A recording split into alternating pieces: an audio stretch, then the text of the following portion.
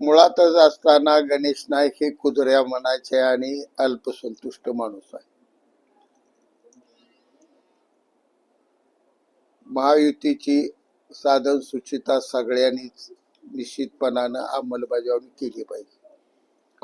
कोणताही कार्यक्रम असला त्या जिल्ह्याच्या पालकमंत्र्याचा सन्मान हा त्या प्रत्येक पत्रिकेत राखला जातो.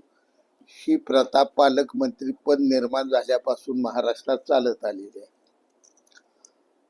आणि गणेश नाईक हे काय भाजपचे निष्ठावान नाही. त्यांनी 97 सालीच मनोहर जोशीचं सरकार फोडण्यासाठी पवार साहेबांना संपर्क साधून प्रयत्न केला होता. त्यांचा प्रयत्न अपेक्षित ठरलेला.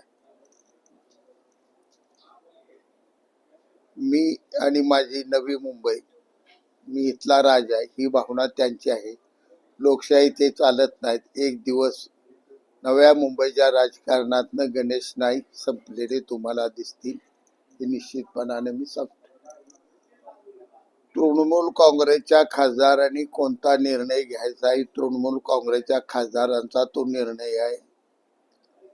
दिल्लीत ह्या घडामोडी त्यांनी केलेल्या आहेत. मुंबईमध्ये नारळाच्या झाडाखाली बसून काहीतरी कल्पना करायची आणि बोलायची संजय राऊतांना बंद करावं. राजकारणात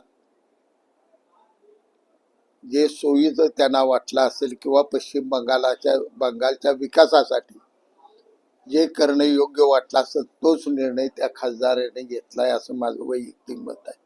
मुळात उद्धव ठाकरे संजय राऊत यांना रात्रंदिवस झोपेत उठल्यावर जसं औरंगजेबाला धनाजी संताजी दिसत होते तसं रात्रंदिवस उठलं झोपेतनं का ह्यांना एकनाथ शिंदे साहेब दिसत आहेत. कारण एकनाथ शिंदे साहेबांनी राजकीय जी गुवाहाटीला जाऊन घडामोड केली त्या दणक्यातनं ही दोघं अजूनही सावरलेली नाही.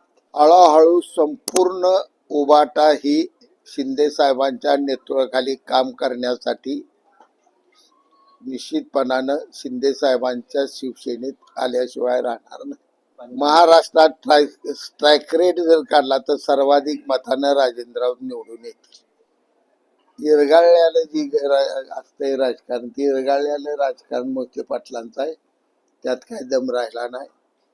मुळातच वसंतदानासारख्या सरळ मार्गी माणसानं उभाच राहायला नको त्या भानगडीत. आणि